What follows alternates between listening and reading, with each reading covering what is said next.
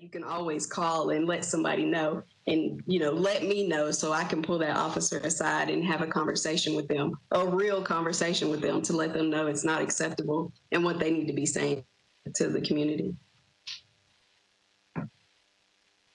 Margie, I believe you had your hand up. Yeah, thanks. And welcome all of our subject matter experts to the panel tonight. I just had a quick question. I represent an agency that serves survivors of human trafficking, and we know that crime like trafficking disproportionately impacts LGBTQ as well as persons of color. We also don't get the reports of those kind of crimes typically. And I wondered what you might say around the barriers to reporting crime for the LGBTQ community, and if you think that there's anything that Metro could do from a cultural standpoint that might increase the report of crime for members in this community. And thank you. I will say that working from a standpoint of working with youth or young adults, a lot of them don't report crimes because they are afraid, especially from the transgender community. They are just afraid of individuals from the police department, which, like I said, we're trying to bridge that gap. Also, if there was more presence of people who look like them, within the police department, that would also bridge a gap, with the police department. Something that I've said, and it's funny because I wrote it down because I was thinking about it the other day. It was most individuals don't want to be a police officer for all the right reasons, and others want to be a police officer for all the wrong reasons.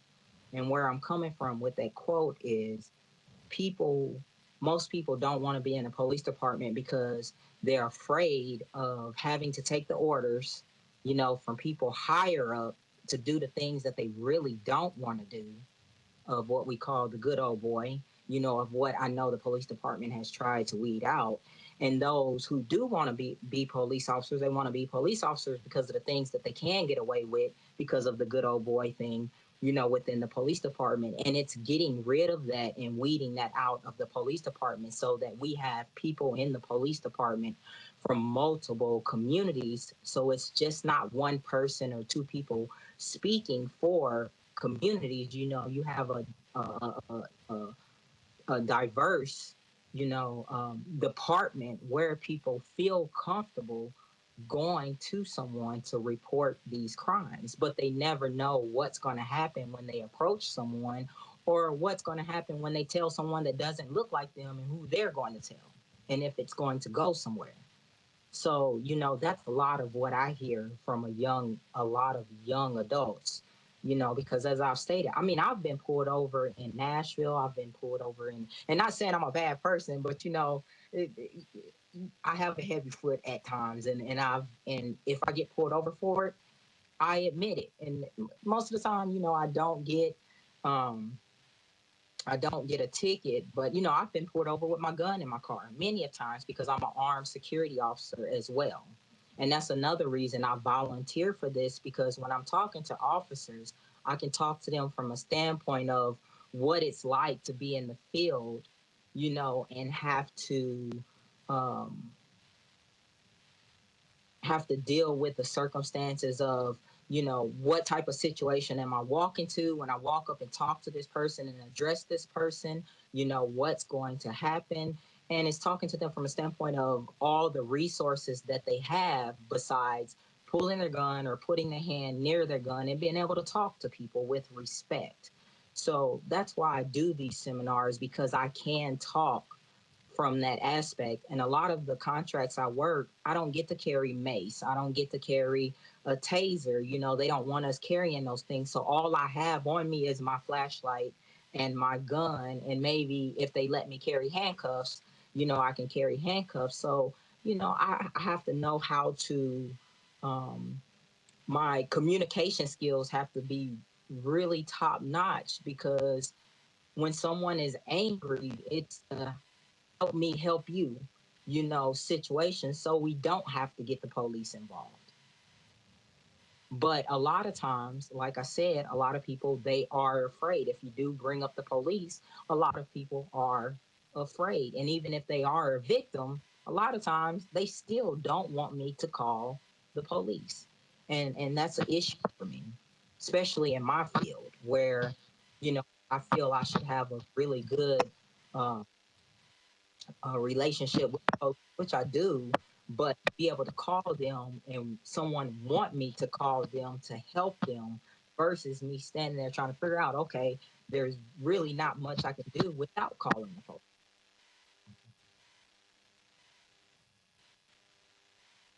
Thank you. Phil? Or I'm sorry, did anyone else from our panel want to answer that question? I think some of the fear in reporting crimes also goes into relationship. Do we have a relationship, or do that individual has a relationship with the police officer who is supposed to be sworn in to serve and protect? A lot of times you see the service side of it, but you don't see the protecting side of it. And so if my home was on fire today, there would not be an issue for me to pick up the phone and call the fire department. Why? Is because I know they're going to come out and they're going to protect my investment. We don't see that protection of our investment displayed in the media. We don't see that protection of our investment from the police department displayed in our community. Right now, we see the visual of individuals like Nakia out there serving and representing the police department. We see some forms of that representation of the police department at some of the festivals and some of the events that we do that's catered to the LGBT community. And what that does is building that relationship, building that trust factor. Individuals just don't trust the police. They don't trust that they will be protected. And then when you see videos, again, you go back to what you see in the media, whether good or bad, that is some people's window into to interacting with the police department. So they have fear of reporting crime. They have fear of interacting with the police department. They have fear of what could happen, the unknown. I know that if, again, my home was on fire, I know the fire department will come and put that out. If I'm involved with a hate crime or something of that particular nature, I don't know for sure if the police is going to protect me. And so why would I call them? Thank you so much for that. Phil? Yes, I have a question for Rel because he admitted that he'd been pulled over several times. And I just wondered if some of those instances were in different police jurisdictions. And if they were, how did some of the outside departments treat you compared with the metro treatments?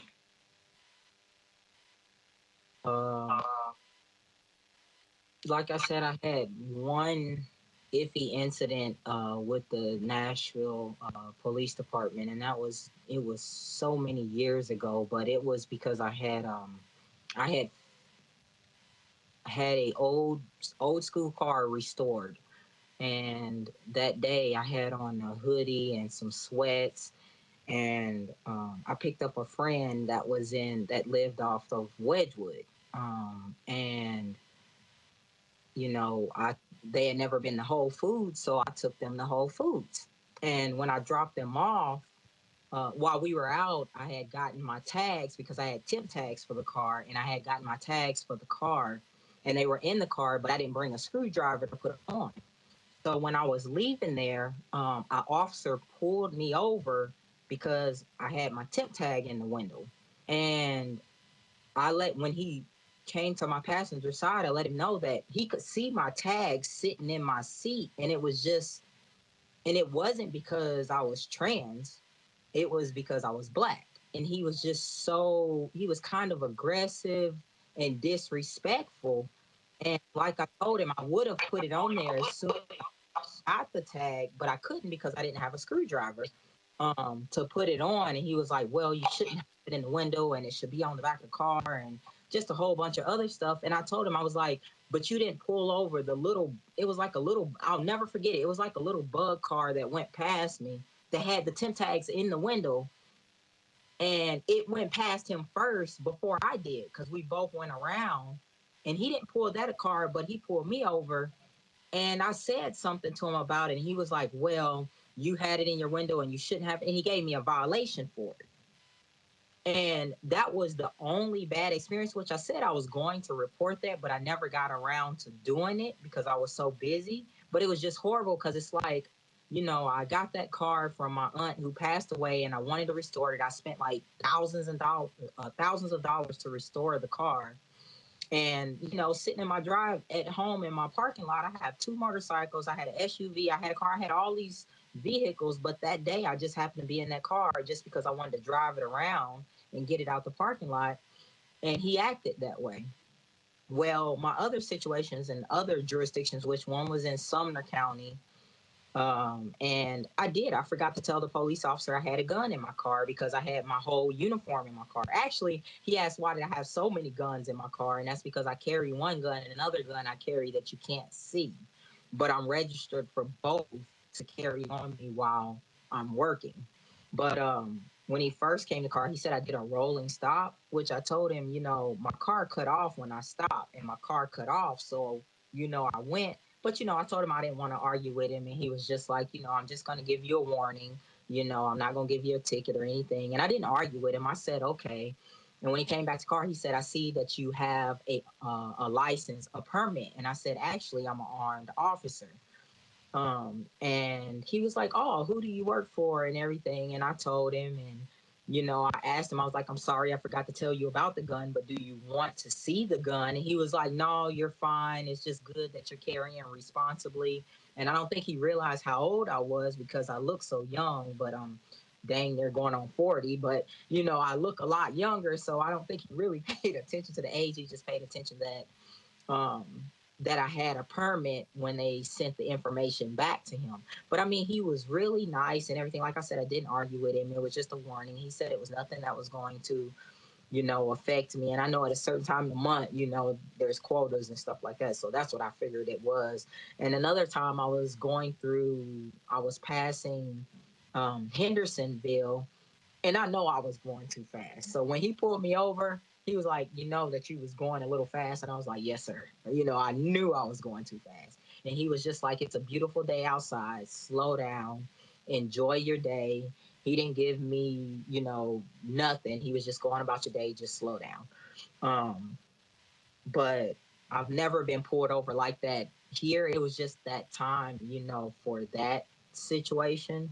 But I mean, other interactions and events and stuff like that, I've had a really good interaction before the mobile diversity seminar. I've had other good interactions with the police department, but like I said, it was just that one interaction where he kind of policed me off of the area that I was coming from at the moment of dropping a friend off. You know, that kind of irritated me because he was looking at the fact that I had on, you know, some sweats, you know, a hoodie, and, you know, I was in this old school car and everything like that. And he judged me off of that, not knowing that, you know, I'm a very respectable person. And regardless of not, even if I did live over there, you know, I wasn't doing anything wrong. And when he looked in my car, he could literally see my license plate sitting in the seat, and he was still as rude as he was. So, well, I would say in general that you were treated, it sounded like pretty fair, both in Metro and in Sumner County. Is that a general statement that you would agree with?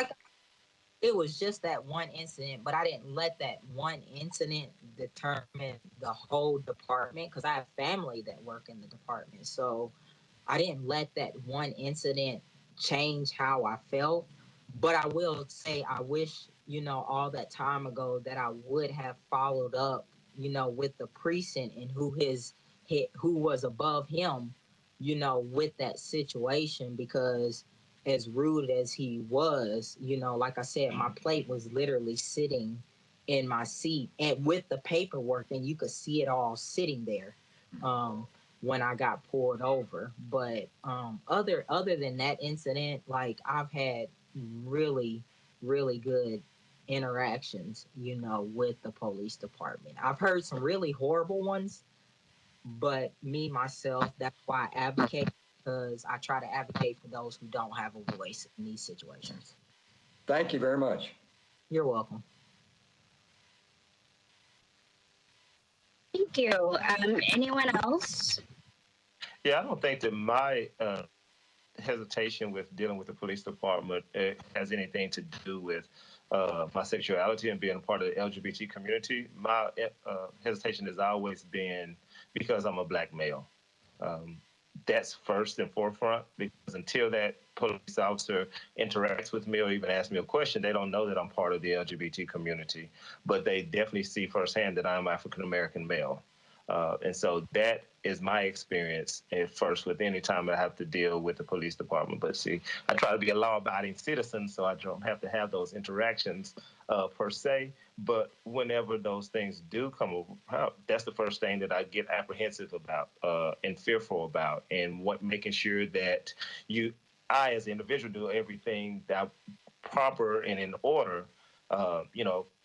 Talking about, I'm reaching into my glove compartment for my license and registration and moving slowly, but the whole time you're moving, you're still fearful for your life, or you're fearful that I wish I had a camera in my car, but what does that do? Because we've seen issues where people did have it recorded and it still didn't turn out the way that we was expecting it to turn out. So even having a camera is not even safe. And so you just don't know how to react, but you do the best you can in that situation. So I don't look at it from an LGBT standpoint. I just look at it from an African American standpoint. Definitely agree with Greg from that standpoint as well.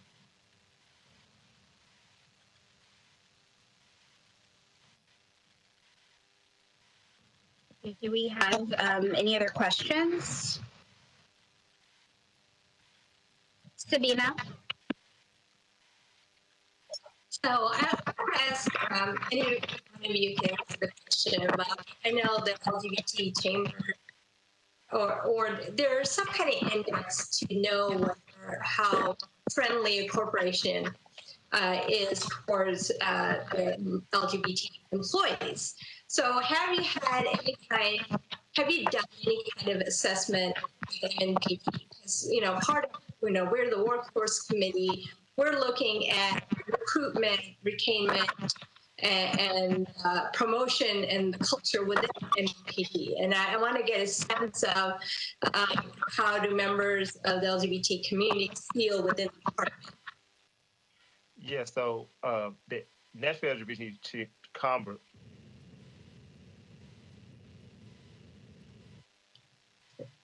Oh, Greg, you're muted. The Nashville Chamber of Commerce does not facilitate that ranking. It's facilitated by the Human Rights Commission. But all LGBT individuals do look at the HRC scores when they come out and see what corporation scored high on the equality index. And then that lets us understand or know how engaged and how in tune they are with the LGBT community and their employees. It's more importantly for their employees more so than the community. But if there is a corporation that scores higher on that index, it lets us know that that corporation or that organization is in tune with the policies and procedures and things of that nature that are important to us as LGBT individuals and their employees. And so I'm not sure what the Metro Department's score is on that index, but let's say, for example, it's 30. That lets me know that they're really not in tune with the LGBT community or even their employees. Let's hope that they're scoring higher than that, since we have Nakia as a representative for the department, that they've taken the steps and understand that the importance of having that high score.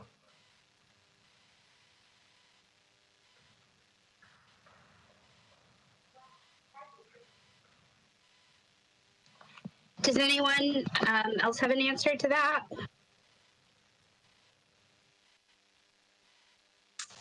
I was trying to find our score.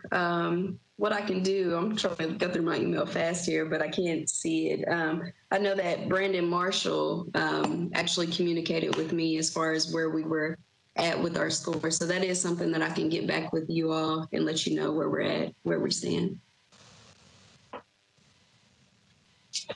Thank you for that, Nikita. Rel, did you have something to say? A lot of it is also Greg said from that report, and a lot of it is word of mouth as well. A good majority of it is word of mouth. I don't think I would love for more people to see that report, see where a lot of companies stand with that report, because some people don't know that a lot of companies are for the LGBT community, because they're not able to get that report or don't know how to get to it. But I know a lot of stuff is word of mouth in the community. I know in a lot of I don't really care for Facebook myself, but I go on there to interact in a lot of groups for transgender men, um, just to give information for companies that are hiring, that are LGBT friendly, especially trans friendly. Um, and, just, during Pride events, other events, companies come out, to express their support for the LG. So, Pride bridges that gap as well of letting people know who is LGBT friendly, during the Pride or the events. Um, I'm not sure where, but I know the police department, when they have their booth, they do try to talk to a lot of people, which a lot of people are a little skittish about approaching the booth. But I know myself, I do always approach the booth just to see who's in the booth, to talk to them, just to kind of get a sense of, you know, um, who's talking about recruitment and how they're approaching people. But I think that will be another good thing too during certain Pride events is, finding a way of having different people within the booth to approach people um, for those positions within the Nashville Police Department. If I may, just to piggyback rail, we did recruit at the Pride event, and I believe that Metro's had a booth there for a while now, way before I got in the position. Deputy Chief Loki, I believe back in the day, used to make sure that we were a part of that. We also, what we do now, and I have a relationship with our background and recruitment sergeant. We've done a lot of, last year, because y'all know the situation now, but we've done a lot of events together where I'd have like my safe place stuff on one side, and then we'd have like recruitment folders on the other, and just sitting there basically trying to get folks to come over and talk. And we did have conversations where folks are like, "Oh, I'd never be the police," and it's like, "What's your reason behind it?" And then it starts up a conversation. So that was it's definitely a great opportunity. Pride, Black Pride, Oktoberfest, Women International Day. It's several events that we collaborated on and had that option for folks to come up and talk to us. I think, Ben, speaking honestly about all of this is when anytime an organization comes out and support the LGBT community, whether it's at a Pride festival or a commercial or wrapping a vehicle with a Nashville Pride logo and rainbow colors, you always have to deal with the aspect of the negative publicity as well. So it's great that you're showing support, but you also have to understand that there's going to be some pushback and some negative connotation from it. And I think that's where the Nashville LGBT Chamber of Commerce comes into play at that particular point, because now we have to be a support network to you all and to organizations and businesses that do want to come out and be voiceful and speak their support to issues that may not be agreeable to their whole entire consumer base. And so it's twofold. The relationship is twofold. We have to work together from an organization to support corporations and departments such as the Metro Police Department in understanding what that's going to be, because it's not always going to be great, and everybody is not going to jump on your bandwagon when you come out and you show support for the LGBT community. So that's our role, is to help you, just like your role is to help us. Thank you all. Do any committee members have any other questions?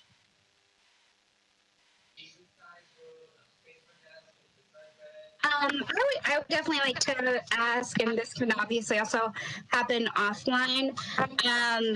What are sort of the best practices for police interacting with members of the LGBT community? And also, if you know if current MNPD standards differ from those best practices.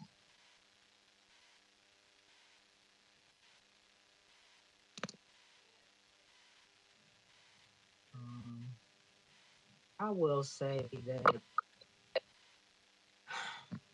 I've been thinking about that question myself all day. And it goes back to what I said at the beginning. When I'm interacting with someone, and like I said, luckily, as my community would say, I pass. But just coming from the standpoint of anybody in the community, or for someone who's just now starting transitioning and they don't pass it well, it's all respect. I don't want to be respected because I'm trans. I want to be respected just because I'm human. It goes back to that old saying of treat people the way that you want to be treated. And, I myself, when I'm in the field and I encounter people, because I may be part of the gender community, but I still don't understand all the sayings and all every pronoun, in the community. I'm still learning as well.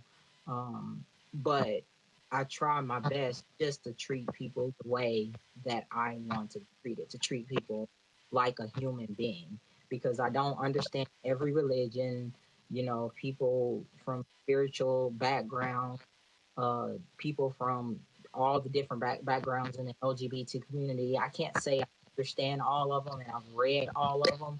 It's just I'm interacting with people personally, or when I'm in the field and I'm working, treating people with respect just because they're human. And if we can get past looking at people and putting a label on them and just treating them with respect because they're human, I think we would get a lot further with the police department and the interactions between the police department and the population as a whole. I think discussing best practices is not my core capabilities, but what I would recommend is for the Metro Police Department to talk to other police departments and seeing if they have programs such as, having a LGBT liaison that is actively out there in the community. And then what are they doing that's different than what Nashville is doing?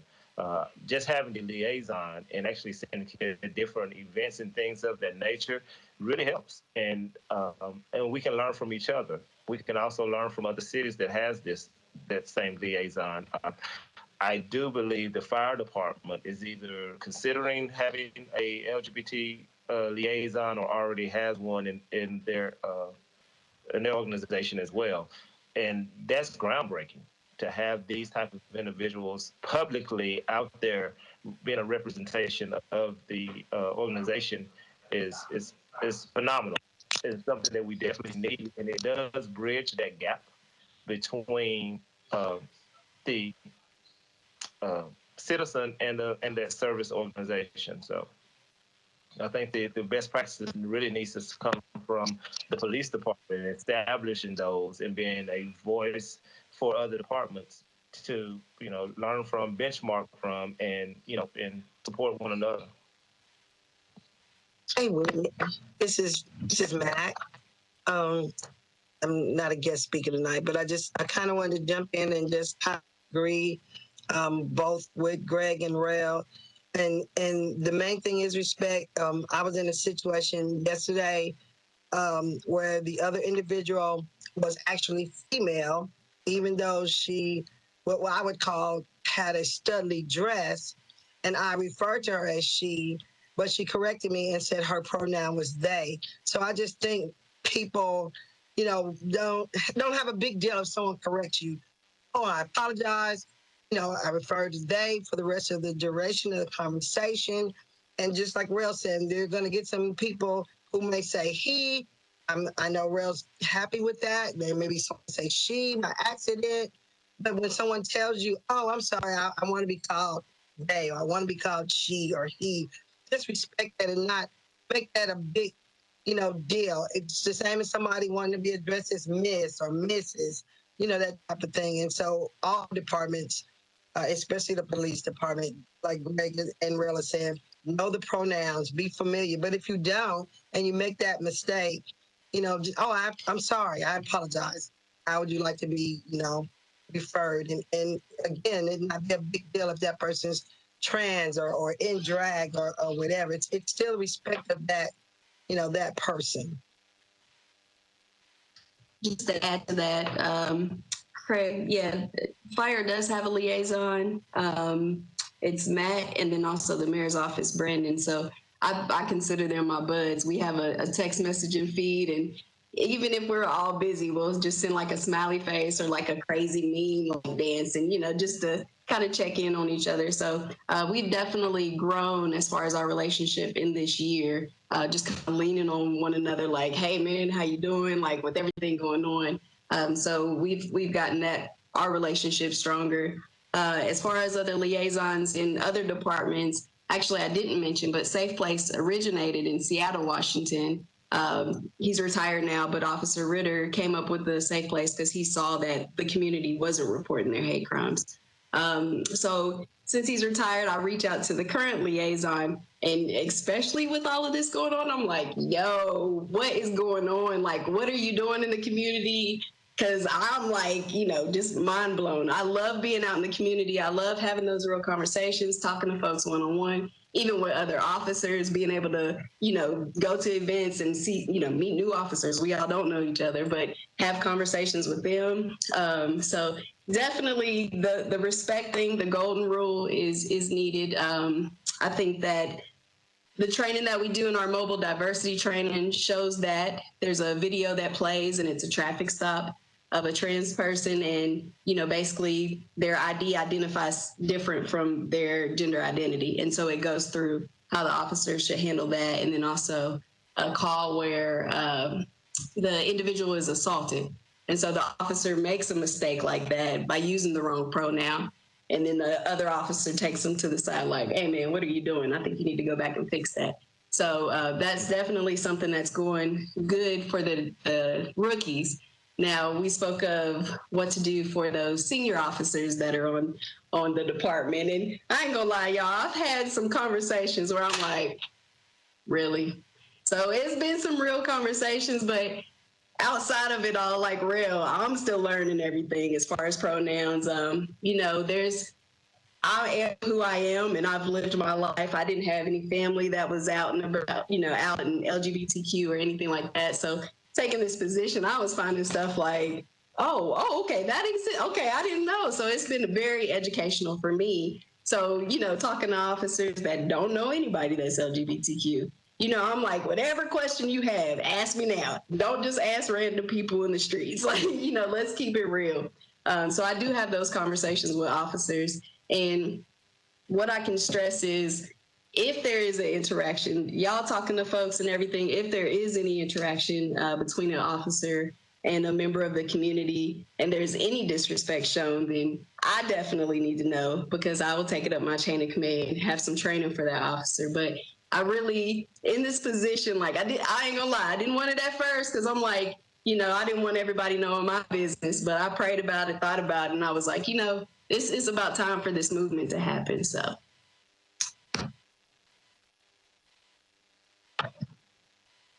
Thank you all so much. Beth? Yeah, I was just going to ask, if there are proactive things that you wished could occur, even small things that you feel like would make a difference in terms of that bridge to understanding. And I think the second thing I wanted to ask is, it sounds like everybody agrees that there's a sense of some, even small steps, progress being made. And is that correct?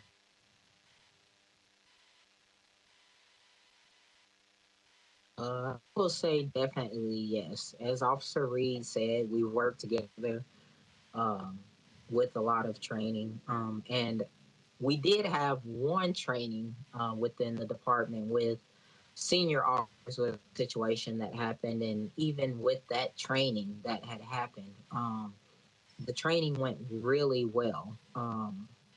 And I know at the end of that training, a lot of officers walked up to me and told me, like, if more people, the department could interact with people like me and other people that were at that training, it would be a whole lot easier for people in the department because, they would be comfortable in those situations. For some people, it's, they have these biases because of what they see on TV or what they see in social media. And even when I walked into that training, a lot of people wanted to sit at my table, which they, they had to spread out. But a lot of people wanted to sit at my table because, as I spoke before the training, like I said, many people didn't know I was part of the transgender community. So the fact that they was able to interact with me, it made them a whole lot more comfortable. And it said it made them feel a lot more comfortable going into other situations now when they go back out into the field. So, as Officer Reed said, as we create more interactions within the department, I feel steps will progress for things to get a lot better. Yeah, and I think that when we say small steps to some are really large steps to others. So for myself, I think about some of the small steps that we've talked about. Having a LGBT liaison on staff that actively as part of their job is to go out into the community and interact and represent the police department. Having police presence at the Pride Equality Walks and Pride Festivals. Having a vehicle wrapped in a Pride colors for that. Selling and promoting LGBT T-shirts across Metro is small steps to some, but huge to the LGBT community. And so when we talk about all the positive things that goes along and everything that Metro is doing, and then also having an outside organization conduct diversity training is small to some, but huge because it lets us know that they're taking it seriously. They're not trying to train internally and using resources that from their own point of view, they're actually commissioning from an outside organization to come in and really teach the cadets about what they're getting ready to actively go out in the community and face on a day-to-day basis that are expounding their windshield of life. From an organization, if you're only looking internally and only trying to train and get the perspective from the people that are that work for you or work within the department with you, you're not really getting a broad spectrum of that windshield. When you bring in outside forces and outside factors is when you're really going deep and trying to understand and serve and train and develop your staff.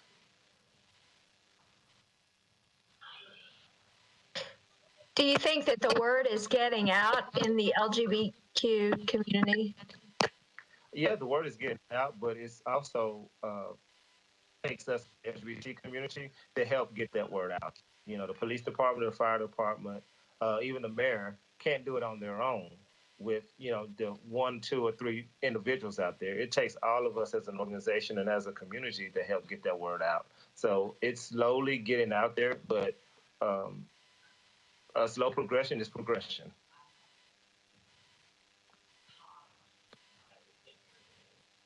Thank you all.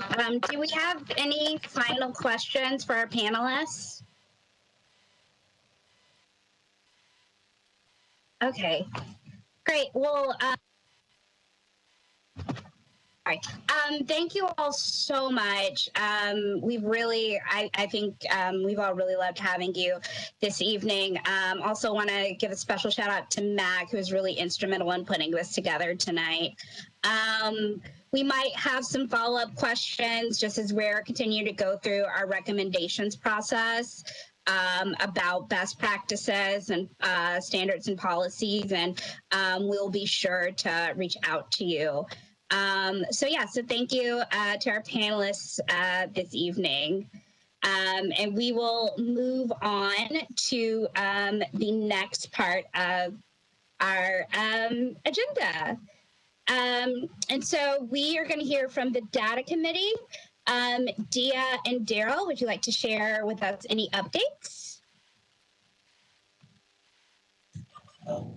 So good evening, Madam Chair and Madam Vice Chair. I think the big update is we're heading into the half-day planning session. We did get some recruitment data that is being illustrated, and so we'll have that in a data packet tomorrow. And so we can definitely, we'll be releasing that to all the participants in the planning session and to the rest of the commission so that folks can see that new data. So as you know, I think the recruitment data is pretty much in line with what we've looked at previously around force composition. I don't think there's more, I didn't think there was anything surprising in that data. I think it just confirms that there's work to be done. And I think your recommendations speak to that. Daryl, do you have updates you want to share? I think you hit the high points. We're still focused on and endeavoring to create data sets and visualizations, again, that help people march through the data and not create parallel narratives. Dia and Peter and the whole team on the data side have been really helpful in shaping that message in a way to give all of us better tools for outlining the future of the department. So there's nothing else for me.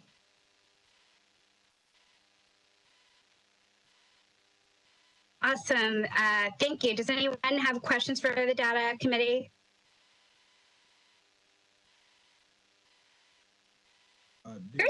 Did you want to say more about 2 or 3 people being on the planning for workforce?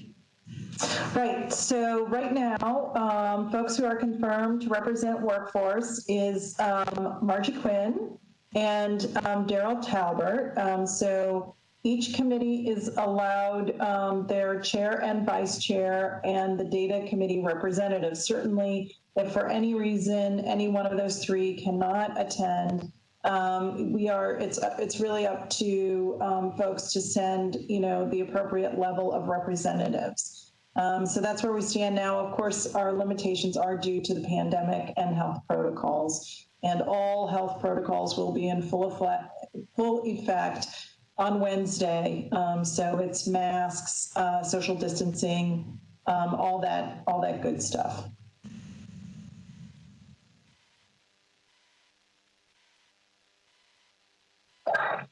I think I would love to see if we could get an alternate that might be willing to come on Wednesday in case I'm unable to make it. I told Eric this afternoon that I was probably going to be a game day decision. So if somebody had the availability and could do that on Wednesday in the event that I couldn't make it, I would appreciate that. And here's the incentive. What time on Wednesday? Oh, it's 8 a.m. till noon, and it's at City Hall in the Jury Assembly Room. And here's the kicker: for whoever attends, you're also invited to stay for box lunch with Mayor Cooper.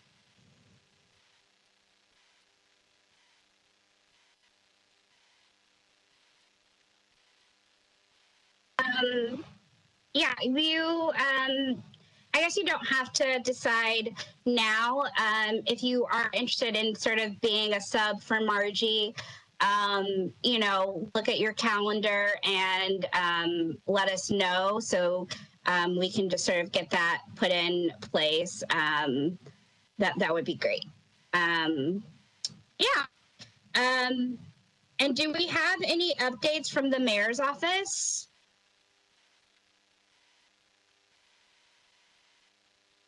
As of right now, I think everything is still about the same beyond just talking about data.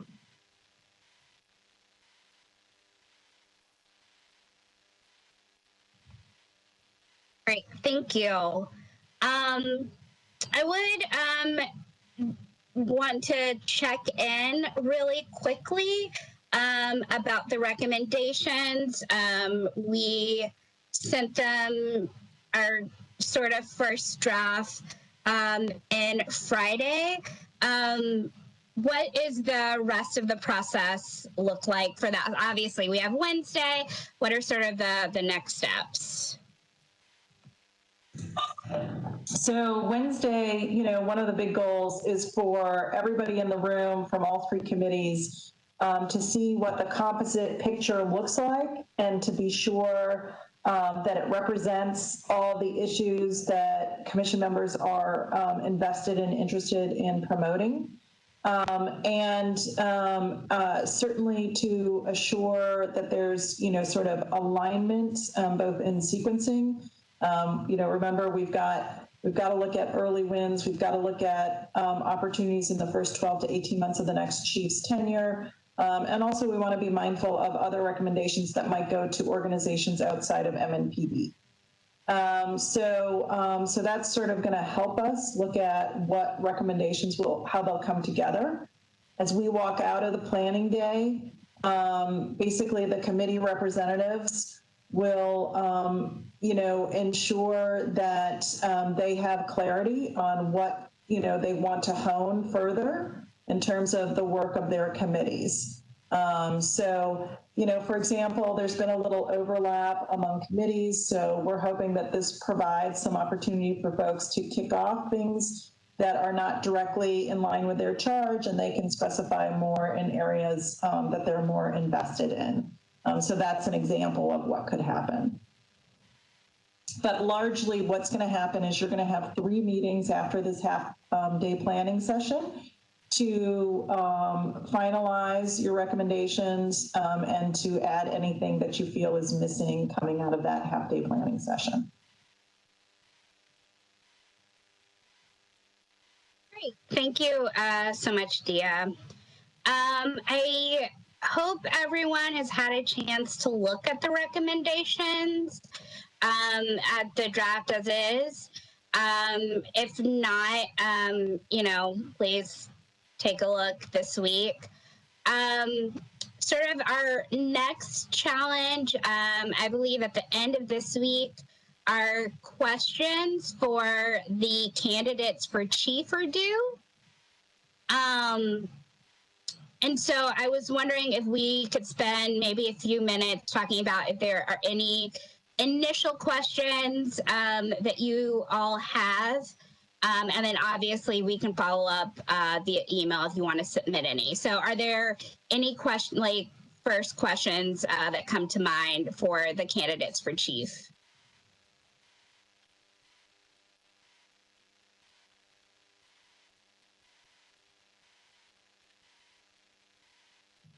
Sabina?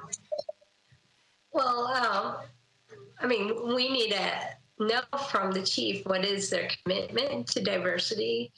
I'm talking about recruitment and also promotion within the department, and that question needs to be further diced because we need specifics. And their ideas and what is their background in have they done this before, or and do they understand the challenges within MNPD, and what are they proposing going to the future? Of course, we're coming in with recommendations, but when is the timeline? Like, when are they going to start interviewing candidates? Will it start before we have these recommendations out? So do they have a sense of what we're looking for? Or, I wasn't sure about that. When will they start the interviews? And I was going to say, I just want to jump in and kind of agree with Sabina. I hope I'm saying that right. And maybe just one of those questions they ask you even when you're interviewing for a job is, like, what's your 2 to 5 year, plans? So maybe along with what she's saying, some kind of outline, some kind of just general plan and timeline of what they're going to do or what they would like to do in the next 2 to 5 years in that position, including what she's saying, some more specifics based on the the things we're interested in, like diversity and hiring and promoting. But I think like it's easy to say, yeah, and you keep hearing this like, yeah, we need more community policing and we just need to hire more diverse people, but it goes hand in hand with the culture you build and the trust you build within the community. So we need to hear a very comprehensive answer to it. And just wanting to hear that. From a standpoint of the community as well, it's not just, recruiting, but I think you have to start within first, of finding out the disciplinaries that have happened within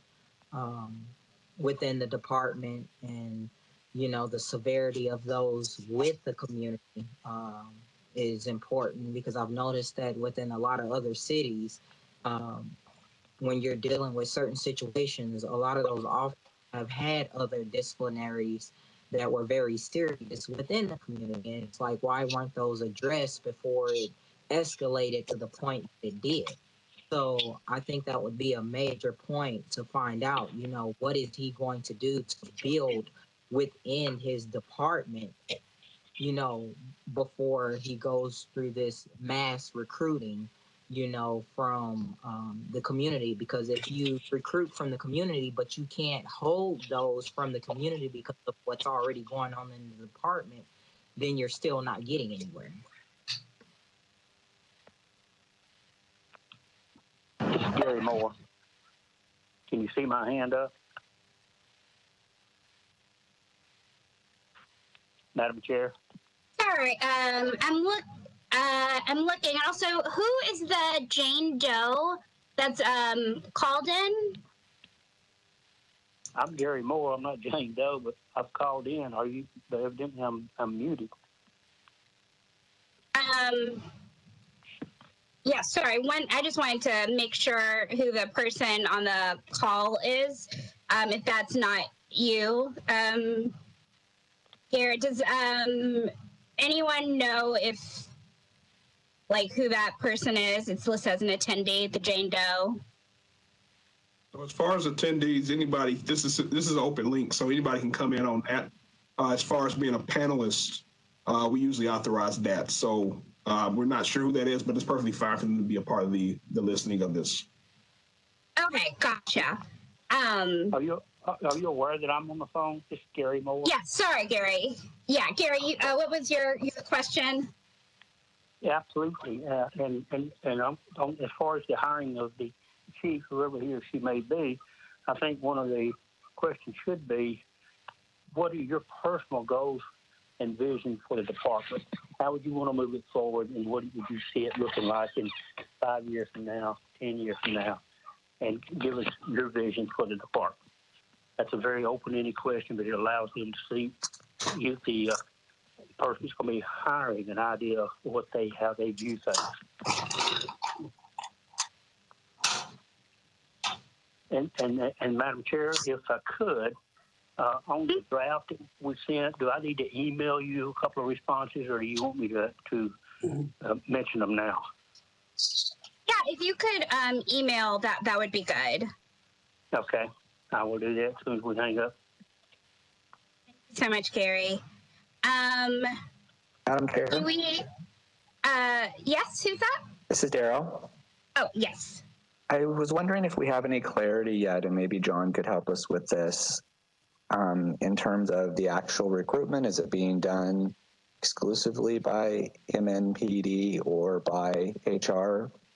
Or are they benefiting through the use of an outside consultant that does nationwide recruitments? And when does it start? Yeah, Daryl, I can definitely give you an update there. So it's a civil service process, but Metro HR has been working with a national consultant who specializes in police chief searches, Gary Peterson. And, Gary came on board early and was talking to and encouraging candidates to apply. I believe they had maybe 50 plus applicants, of whom I think 27 were judged to be qualified. And are currently in the process. We created a review committee, which was composed of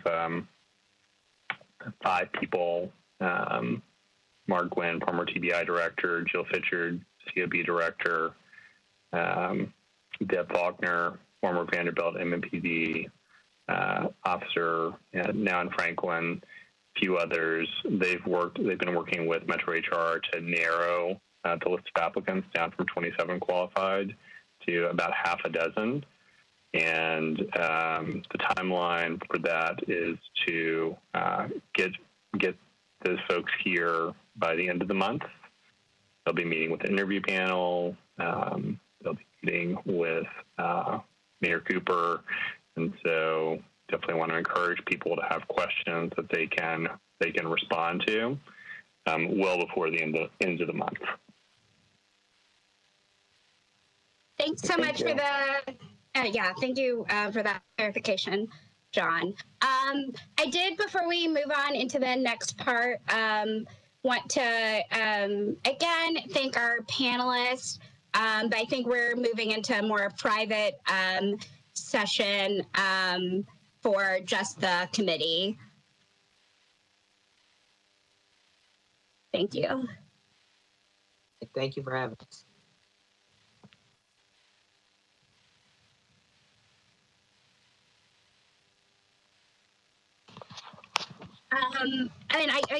I do see the hands raised. And I also want to say I did notice the question in the Q&A box from Jane Doe regarding the Nashville Police Department into a trauma-informed department. So I am taking note of that. Clifton, what is your question? So my question goes in line with what we've been talking about thus far about the question to ask, the candidate, for the police chief position. I think, that when it comes to, recruitment, diversity, inclusion, recommendations that we are offering up, part of that question needs to be if that person, if he or she would be willing to sign some type of pledge. I mean, it's one thing, to give a verbal commitment, but it's another thing, to be on the hook and to, formally, sign off on a pledge that says, that you would, do your best, to look into those recommendations or to uphold those recommendations and stuff. So that's my thought. Thank you. And Sabine, I see your hand is raised. Do you have a question? Any other final questions as part of this piece for the chief candidates? Yeah, I'll just put this out here so that it's in the public record. I would probably, I like the question about trauma-informed care. I would probably ask a question around the equity inclusion with a reference to MNPD's current demographics, not reflecting the Davidson County, Nashville population. And then ask specifically for a plan to address the lack of inclusion within the police department. And then cite an example of in previous work where they have undertaken transformative change within law enforcement. What was the problem? How did they address it? What was the matrix and what was the success rate of that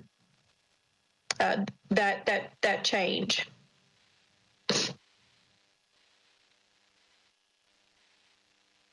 Thank you, Margie. Reggie?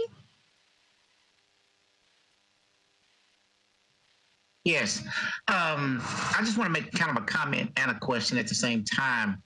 I think one of the qualities that you're going to see in a good chief is the homework that they've actually done on the department itself.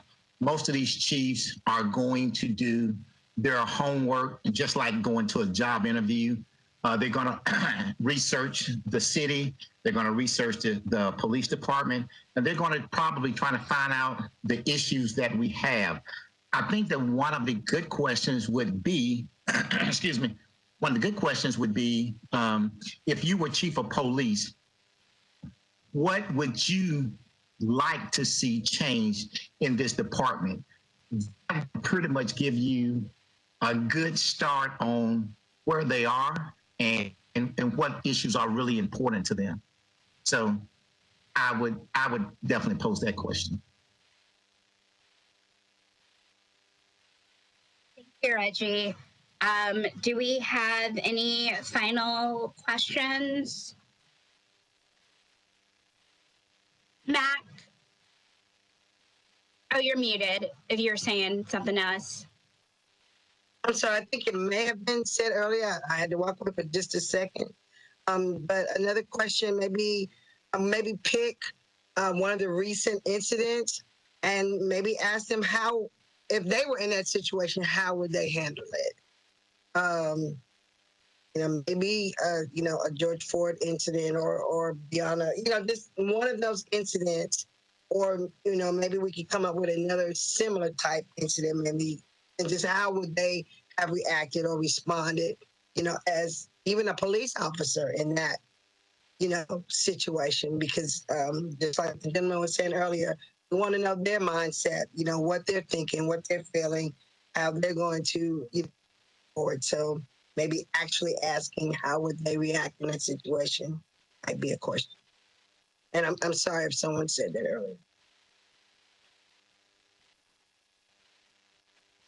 No, thank you so much, Mac. Also, for the public record, I know one question I am interested in asking is, I think it's really important in light of recent civic engagement around the issue to ask what is a new police chief's commitment to if they are defunded, to making do with less. I think that's going to be really important question coming up in the next few years, and I think it's important that we have someone that knows what their options are. But if we don't have any final questions, are we ready to move on to our final piece of the evening? Cool. So Margie is actually, we have sort of a different speaker tonight. So Margie is going to help, and the mayor's office is going to help explain what's about to happen. Great, thank you, Whitney, and thank you to the committee for your attention this evening. I know it's a long meeting. Our final subject matter expert is going to be Greta from Silent No Longer, and she has graciously taped a presentation for us because her presentation and the persons that Silent No Longer are dealing with potentially have active cases and investigations working. This was the best format under which to bring her information to you. And then at the conclusion, if we have questions for her, we're going to submit those through email questions and answers, and we will then bring those into the next committee hearing so that those are public record. But we want to make sure that we do not inadvertently step in the middle of an ongoing investigation or potentially identify a victim of sexual assault or sexual harassment. And so, Eric, I think we're ready to view the video that Greta has sent us. We're very grateful for her willingness to provide us the information in that format. No problem. Brandon, do you have the video? Good evening. My name is Greta McLean, and I want to start by thanking Mayor Cooper, Ms. Whitney Washington, and Ms. Margie Quinn for inviting me to speak to each of you tonight. It's an honor, and I appreciate your willingness to listen to me and, more importantly, to listen to the concerns and the voices of what is now 38 MMPD victims. I'm disappointed that I was not allowed to address you through live video, but I hope that you'll still find the information useful in your mission to develop policies for the new police chief. I know that it can be difficult to remember exact recommendations in the context, sometimes after the fact, and again, I regret that I was permitted or prevented from answering questions directly and immediately, but I am more than happy to answer questions or discuss policies and recommendations with any of you at any time.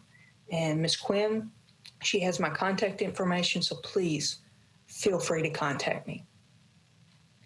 Now, let me give you just a brief background before I dive into issues and recommendations. I began my law enforcement career at Vanderbilt University Police Department in 1988. And in 1991, I was fortunate enough to be accepted as a recruit with the Metro Nashville Police Department. And during my time with the department, I worked as a patrol officer, became a field training officer, worked as a detective in the adult sex abuse unit, and was often called upon to fill in as an acting sergeant. And after leaving the department in 2000, I worked as a victims of crime coordinator at the Tennessee Coalition Against Domestic and Sexual Violence, before going to the YW Domestic Violence Shelter as a support group facilitator and outreach advocate.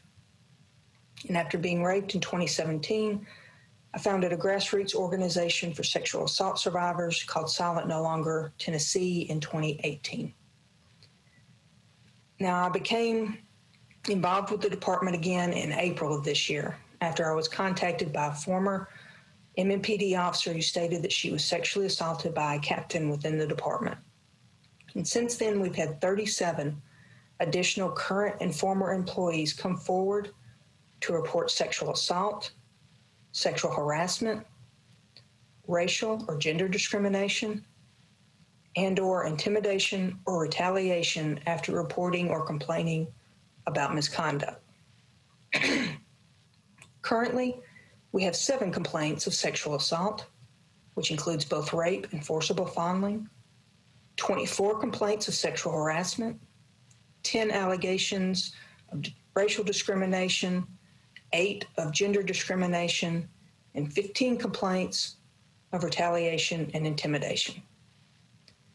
Now, in speaking with both MMPD victims and whistleblowers who are still in the department, the biggest concern that they have is regardless of what recommendations or must-dos that the Commission's final report includes, they're afraid that the leadership will be very reluctant to embrace and implement those recommendations. The leadership within the department, they have to be 100% committed to doing the work required to create the change that clearly needs to be implemented in the department. And as I told Mayor Cooper a few weeks ago, you can have the most strategic and brilliant general in charge of troops. But if the majors, colonels, captains, if they refuse to give or enforce orders, the battle can't be won. The Commission can complete the best blueprint and policy report ever created, but if the leadership's not willing to root out the problems and implement and enforce the policies within your report, the culture and the problems will remain. So to address this concern, my first recommendation for the Commission is to send every deputy chief, every commander, captain, director, and manager a copy of the Commission's final report, along with an agreement for them to sign. Basically, their agreement will say that they agree to monitor their divisions and to enforce the recommendations and enforce them equally, file progress reports that include problems and sanctions, and that they realize that if they do not comply, that they will be immediately terminated. Now, the exact information is provided in the packet, and I know that this sounds harsh, but they're supposed to be harsh. Because we have to remember the toxic culture within the department, it didn't appear overnight. It has evolved, and it's grown over several years. And with that in mind, I've consulted more than a dozen individuals from a variety of organizations and city departments, and it was the unanimous consensus that the vast majority of deputy chiefs and many of the commanders and captains that they wouldn't enforce the recommendations unless there were serious consequences.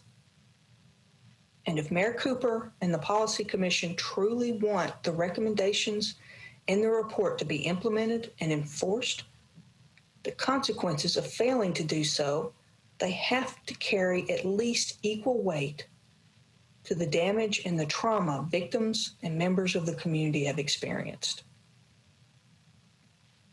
Now, during Friday's Policy Committee meeting, Ms. Sharon Robertson, she said that she saw two main problems: a lack of trust and a need for public safety. And I agree with that assessment. But I believe that there's actually four main issues.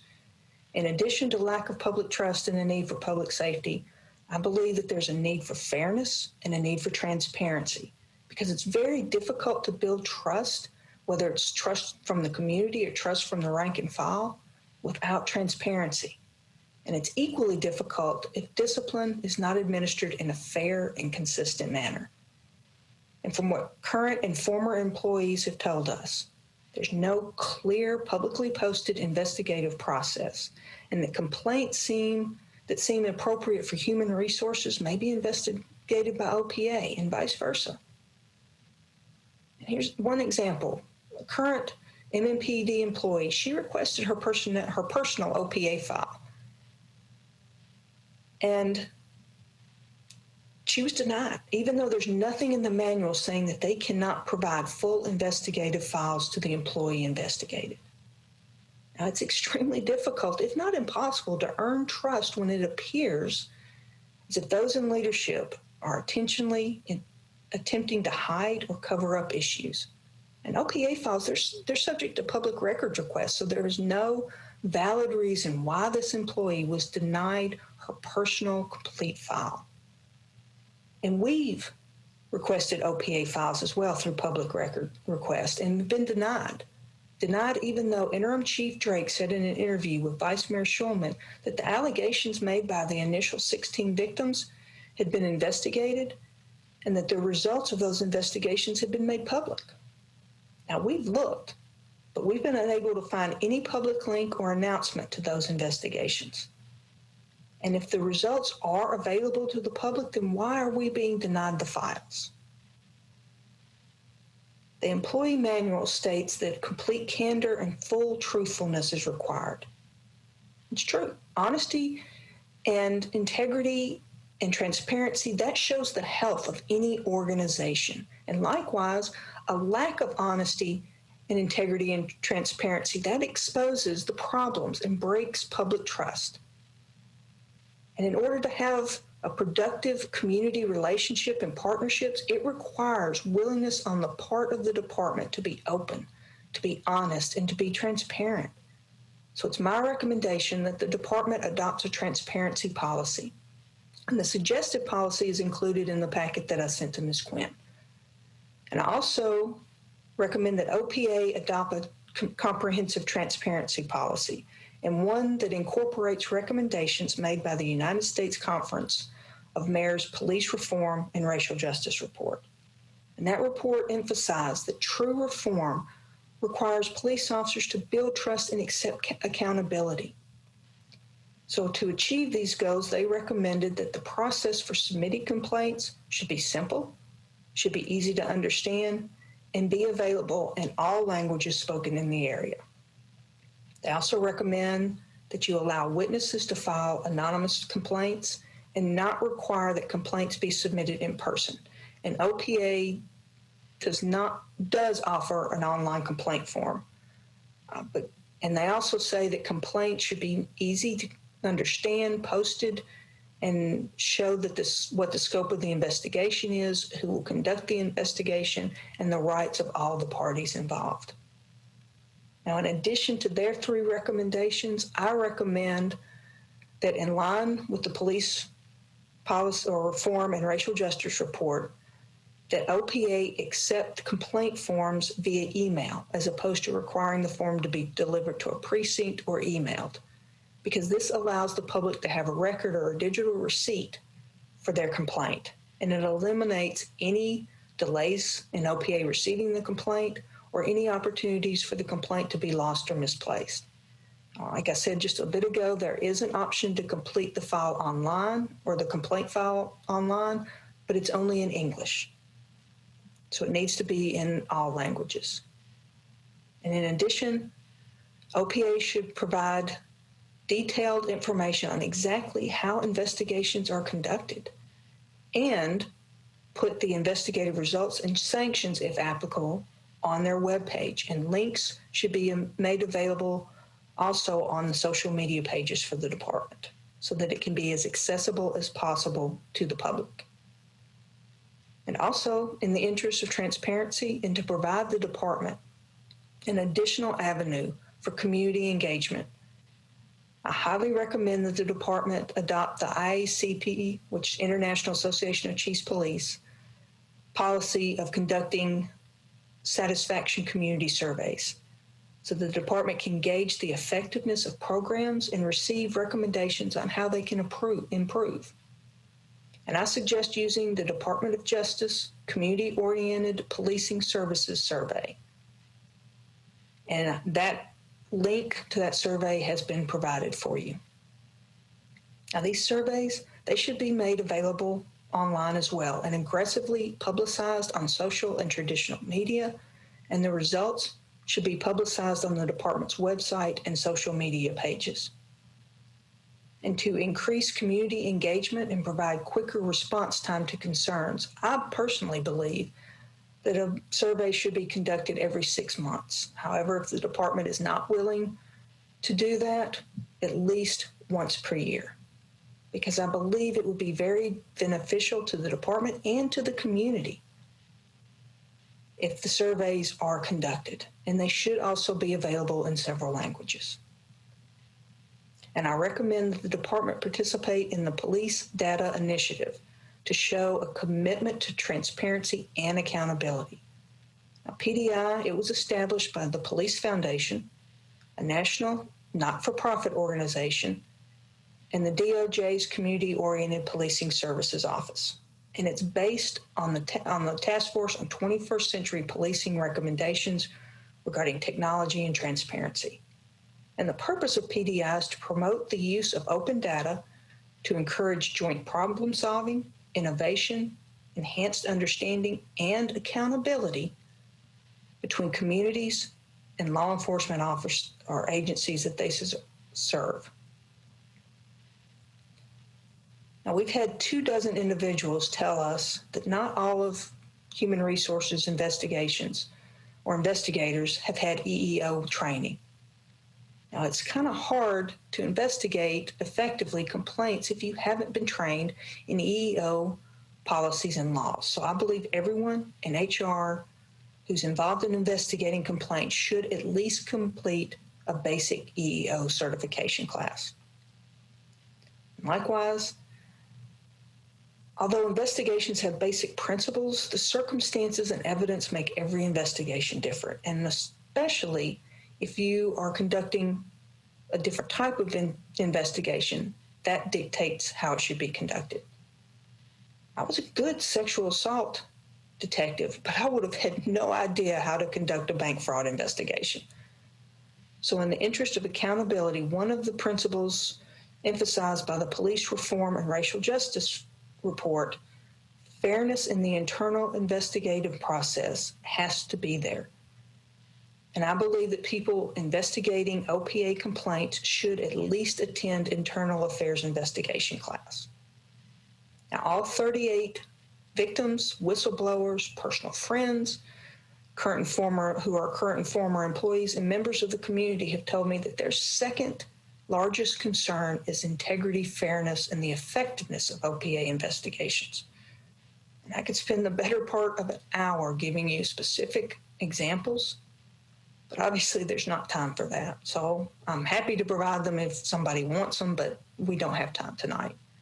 But based on the feedback that they gave me, as well as comments we received from 1,230 community members who completed our community surveys, I strongly suggest that the next chief have an appropriate outside agency conduct a thorough audit of human resources and OPA's investigations, and that they release the results of that audit to the public and immediately implement any and all reorganizations or change in leadership that the audit recommends. And in light of sexual assault and harassment allegations made by victims, I highly recommend mandating OPA to adopt the End Violence Against Women International Addressing Sexual Offenses and Misconduct by Law Enforcement recommendations. Now, this model policy, it provides information on mandatory reporting, on training, on pre-hiring screening, early warning signs, investigations, collaborating with advocacy organizations, as well as supervisory duties. And it can be modified to address domestic violence investigations as well. Now, I believe any officer involved, sexual assault, domestic assault, or excessive force investigation, that investigation should be a collaborative effort, which includes an OPA investigator, a senior sexual or domestic assault detective or supervisor, and a COB investigator.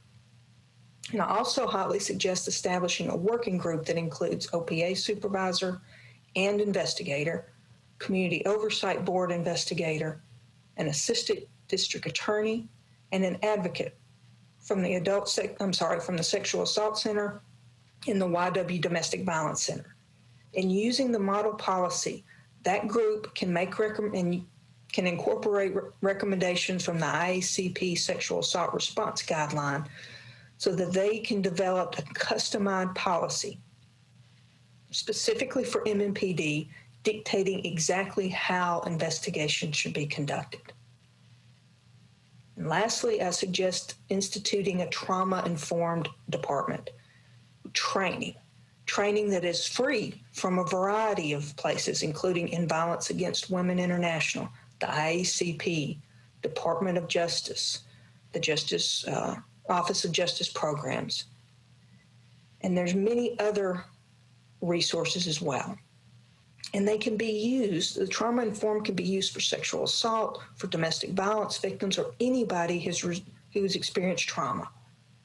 And it can also help the quality of services that officers provide the community, and they can use the trauma-informed tools that they've learned to help themselves and their fellow officers deal with the stress that they experience. Now, I believe the trauma-informed department training should be required curriculum for recruit classes beginning in January 2022, and that it should be taught to current officers beginning in July of 2021. Due to the length of the training, which I believe is about 2, maybe 3 days, training for current officers should be separate from the annual in-service training. And although it may not be part of post requirements, I believe that a minimum of 1 hour refresher course should be provided in in-service training each year. That's all the recommendations I have. Thank you again for allowing me to be here. I have provided a link to this video, as well as the transparency policies, links to all the resources that I mentioned, and my contact information. So hopefully you will get that packet. And if any of you have any questions, please don't hesitate to contact me. Thank you again very much for allowing me to speak, and I hope that each of you have a good evening. I think that is actually the last thing we have on the agenda. So it sounds like Eric and Brandon are going to work on making sure that the video is accessible, or at least in the record of this meeting, the link to the video. And I will send out, or actually, I'm not sure if I have the actual YouTube link, but one of us will send out the link to the video immediately. And, you know, if you can, please watch this evening and submit any questions you have to me or Margie so that we can get those to Greta and hopefully have answers by next Monday's meeting. You know, this is a really important issue, and we think this is probably the safest way to do it still. So we appreciate your patience and your time and your extra commitment on this. So that is really all we sort of have left to discuss. Margie, is there anything else to talk about before I release the group? No, I want to just say thanks again to Mac. What great SMEs she sent to us. That was super informative, and thank you for that, Mac. Thank you. Thank you. Yeah. Thank you very much. Madam Chair, I did speak with Brandon. Brandon has said that what we can do is when he uploads it to YouTube, he can possibly upload the video with it as well. Once this is made public once this is made public, he can make sure to add that as well. He needs to check on it right now, but he said he may be able to do that. Thank you. And yeah, and maybe even just like putting the link in the link to the Greta's YouTube video, like in the description of this video, could also be helpful. So yeah, thank you all so much. We're gonna work and get that link to you immediately. Thank you for your time tonight, and please let us know if you have any questions about Greta's video, about the candidates for the chief, or about Wednesday's half-day planning session. So thank you. I hope you have a good evening, everyone.